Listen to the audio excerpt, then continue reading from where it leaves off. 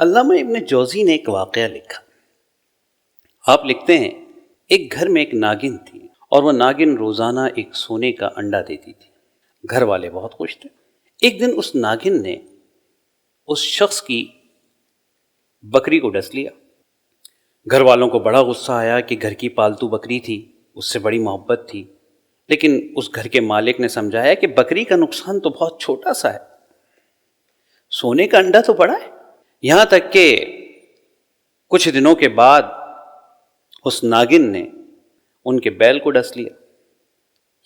اب کی دفعہ بھی وہ مالک نے گھر والوں کو چپ کرا دیا کہ یہ اتنا بڑا نقصان نہیں ہے، تو چھوٹا سا نقصان ہے، سونے کا انڈا، اس کا ازالہ ہو جائے گا، اس سے کوئی مسئلہ ہی نہیں ہے، کوئی پریشانی نہیں۔ یہاں تک کہ ایک دن اس ناگن نے ان کے غلام کو ڈس لیا۔ اب تو گھر والوں کو بڑی تشویش ہوئی۔ پہلے تک معاملہ جانوروں تک تھا اور اب تو معاملہ غلام پہ آ گیا، انسان پہ آ گیا۔ لیکن کچھ دنوں میں معمولات واپس آ گئے کہ نقصان ہے، لیکن سونے کا انڈا ہے وہ قیمتی ہے۔ یہاں تک کہ کچھ دنوں کے بعد اس ناگن نے ان کے بیٹے کو ڈس لیا۔ اب تو بڑا نقصان ہو گیا۔ اب تو یہ ڈنڈے لے کر نکلے کہ بس اب یہ ملے اور اس کو ماریں۔ اچھا، ناگن بھی اتفاق سے اس کے بعد غائب ہو گئی۔ کچھ دنوں بعد انہیں احساس ہوا کہ بھائی جو نقصان ہونا تھا وہ تو ہو چکا، اب اس نقصان کا کوئی ازالہ ممکن نہیں ہے۔ کم از کم وہ سونے کا انڈا آ رہا تھا وہی آتا رہتا، کچھ پیسے تو آ ہی رہے تھے۔ لالچ نے پھر پٹی باندھ دی آنکھوں پہ، عقل پہ۔ انہوں نے دھونی وونی دی، کچھ اور معاملات کیے کہ کسی طرح ناگن آ جائے، اور اتفاق سے ناگن واپس آ گئی اپنے بل میں۔ معاملہ چلتا رہا، وہ روز سونے کا ایک انڈا دیتی رہی اور یہ لیتے رہے، یہاں تک کہ ایک دن اس ناگن نے اس کی بیوی کو بھی ڈس لیا۔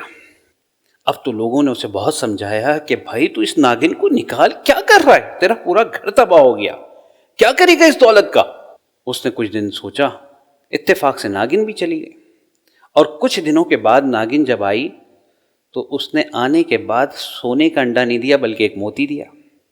اب اس شخص نے سوچا کہ وقت کے ساتھ ساتھ فطرت میں بھی تبدیلی آ جاتی ہے، تو ناگن کی فطرت بھی تبدیل ہو گئی ہے، اب یہ مجھے ڈسے گی نہیں۔ اور آخر ایک دن اس ناگن نے اس کو بھی ڈس لیا۔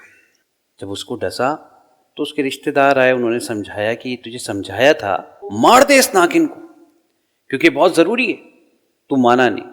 تو وہ شخص اس وقت افسوس کر رہا تھا کہ کاش میں نے اس ناگن کو اسی دن مار دیا ہوتا جس دن اس نے میرے غلام کو ڈسا تھا، تو آج یہ مجھے نہیں ڈستی، میرا گھر بار تباہ نہیں ہوتا۔ اب اتنی دولت کا میں کروں کیا، یہ تو میں یہیں چھوڑ کے جاؤں گا۔ تو عزیزان محترم، ہوتا کیا ہے، ہم بھی زندگی میں کبھی کبھی کیا کرتے ہیں، ہم ایک سوال کر دیتے ہیں کہ اسلام میں داڑھی ہے، داڑھی میں اسلام تھوڑی ہے، اسلام میں حجاب ہے، حجاب میں اسلام تھوڑی ہے۔ یہ لبرلزم کی ناگن یہ تھوڑا تھوڑا ڈستی رہتی ہے۔